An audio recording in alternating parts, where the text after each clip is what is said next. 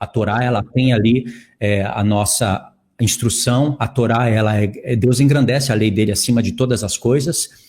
A Torá, ela é importantíssima, mas ela tem as sombras das coisas vindouras e não a realidade delas. E as coisas vindouras já começaram no Senhor Jesus. A nova aliança já começou no Senhor Jesus. Nós estamos agora vivenciando as festas, vivenciando o sábado, vivenciando todas as coisas da antiga aliança na nossa vida. Nós somos o santuário de Deus.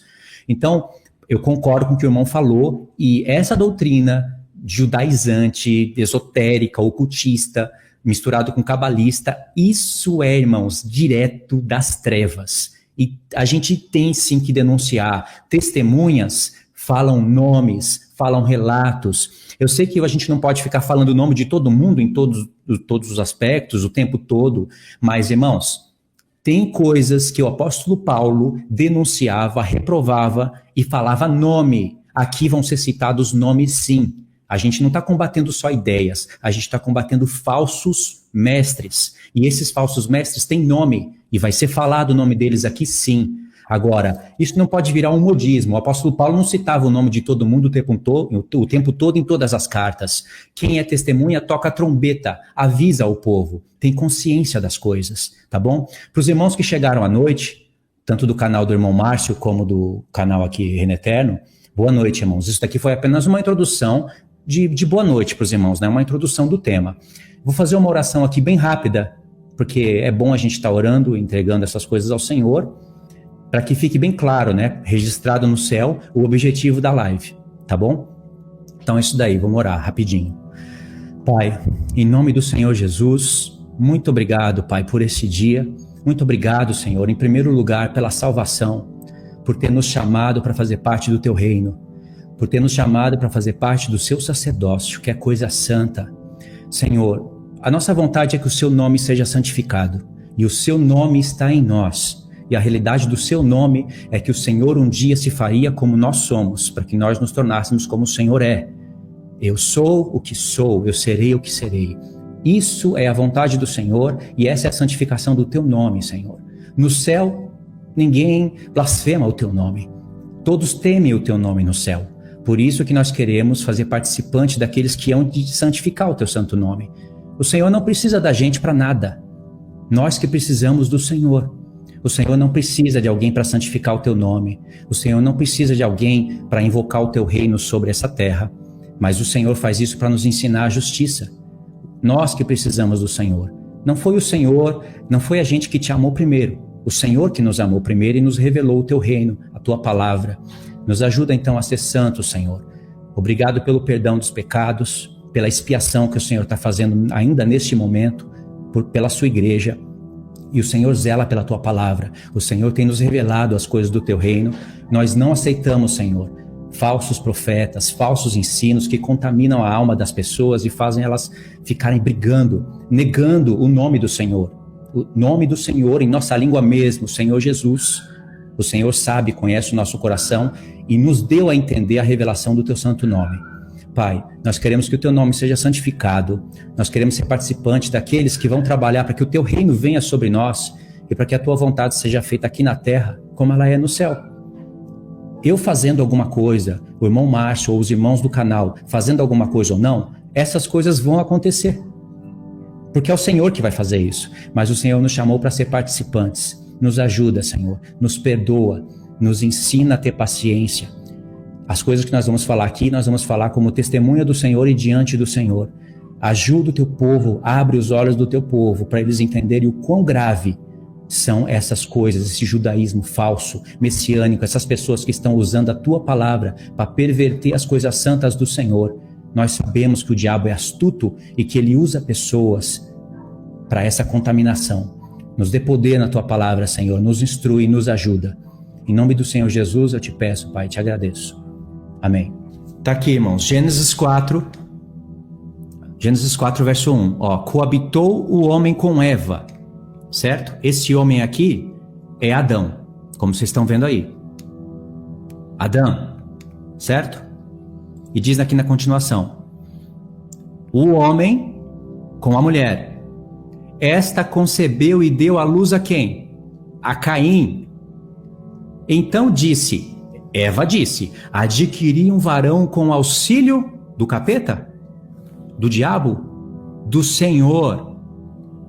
Entendeu? Ainda que alguém possa falar, não, é dualista, na verdade o Senhor permitiu que Eva gerasse um filho do diabo. Mas está escrito, coabitou o homem com Eva. Essa palavra coabitou é a mesma palavra que vai aparecer quando um homem tem relação com uma mulher.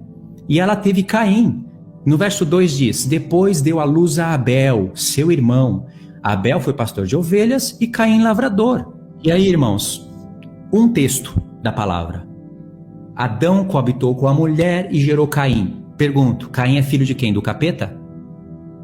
Irmãos, um texto da palavra, derrubando toda essa doutrina demoníaca. E não é só isso. Para confirmar que isso é verdade, o apóstolo Paulo, lá em Atos, ele fala, de um só homem, Deus gerou toda a raça humana. De um só homem. Irmãos, só Adão pode gerar um sêmen dentro da mulher. Só Adão. Agora, se a serpente tivesse feito isso, ele não poderia falar de um só homem, foi feito toda a raça humana. Ele deveria falar de um homem e de uma serpente. É difícil compreender isso ou você gosta do ocultismo? Por isso que isso é doutrina de demônios. E se fosse só isso que eles estivessem fundamentando, já seria o suficiente para você cair fora de lá. Quando eu digo cair fora, eu não estou dizendo que você não pode passar lá para ver quais são as pudriqueiras que eles estão pregando. Eu estou dizendo para não ficar ali se alimentando dessa porcaria. Não ficar ali. Eles dizem que nós éramos anjos. Antes de se fazer homem, nós éramos anjos. E aí aqueles anjos ficaram indecisos, não seguiram nem a Deus e nem o diabo, então Deus deu uma oportunidade da gente escolher aqui e agora. Outra doutrina demoníaca. É só isso? Não. Em 2018, Neemias Gomes já falava que ia começar a grande tribulação. É só isso? Não. Tem muito mais coisas que eu poderia ficar falando aqui. Isso é difamar nome? Não é. É alertar os irmãos. Claro que eu não vou ficar falando o nome de todo mundo o tempo todo em todos os vídeos, mas para essa questão, Deus me chamou, irmãos. Pode saber que disso daqui não vai ter arrependimento. Eu não vou mais para frente pedir desculpa por ter falado a verdade. Nesses pontos não. Pedir desculpa por ter falado dos pastores e mesclando um monte de coisas e por causa de doutrina esse daí eu me desculpei e eu tenho essa sensação até hoje.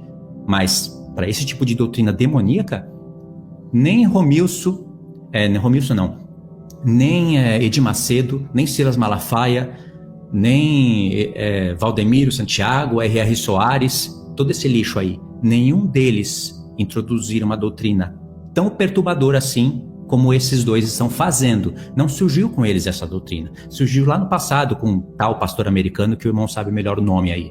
Na verdade, o pai dessa doutrina é o próprio diabo. Irmãos, como você estava mencionando a parte do Éden, eles não acreditam na literalidade das coisas. O fruto, eles até usam um argumento que chega a ser até zombaria. O fruto não existia. Eles falam, o pecado não entrou por causa de uma dentada num fruto. Então, o fruto, a árvore, tudo isso era uma simbologia. Ok, quando Deus disse, de todas as árvores do campo comerás livremente, o que eram as outras árvores? Eram homens, eram anjos? Será que Deus estava falando assim? Será que Deus estava falando assim? Eva, você pode ter relação com todos esses anjos aí, com todos esses homens, menos com aquela serpente ali, viu? Porque se Deus apontou para uma árvore, apontou para um fruto, ele estava dizendo para Eva que ela tinha que viver pela fé. Porque Deus falou que no dia que você comer, você vai morrer. Eles nunca tinham visto a morte, então eles tinham que acreditar na lei de Deus. A lei e a fé estão relacionadas. E ela não acreditou e desobedeceu a Deus porque ela deu ouvido à serpente. Agora, se Deus aponta para uma árvore, aponta para um fruto e fala para ela não comer, e aí depois ela vai ter relação com a serpente, sabe? Deus não avisou ela de nada. É um Deus até estranho. Agora, se comer do fruto é ter relação com a serpente, então houve eu não sei qual é a palavra que usa, qual é a palavra respeitosa assim para não escandalizar? Bacanal, suruba, não sei se eu posso usar essas palavras, mas Adão também comeu do fruto. Que fruto é esse que Adão comeu? Eva vai e... Adão era gay. Pela lógica, Adão era gay. Adão era bissexual. Pela lógica deles é isso. Tá vendo como é blasfêmia? Até falar isso já incomoda. Não é? Fala a verdade. O diabo, ele deve morrer de dar risada, sabe? Quando um canal se propõe a fundamentar isso, ele deve pôr a mão na barriga e morrer de dar risada disso. Aí essa irmã voltou com uma pergunta, né? Eu não sei se ela tá fazendo essa pergunta, assim, sinceramente querendo aprender, ou se ela não tá conformada que o negócio tá caindo assim por terra, tá sendo desfeito, né? Ela perguntou assim, ó, por que Lúcifer não poderia ter relação com Eva se os anjos coabitaram com as filhas dos homens gerando nefilins? Se os anjos fazem gerar gigantes de 30 metros, então o filho do diabo teria que fazer a nossa cabeça bater nas nuvens, né? Porque é o próprio diabo, né? Ora, um anjo faz gerar gigante. Agora, o que é o líder dos anjos? Poxa, a gente tinha que ser maior que aquelas torres de Dubai? É uma pergunta simples, entendeu? Mas que muita gente quer saber.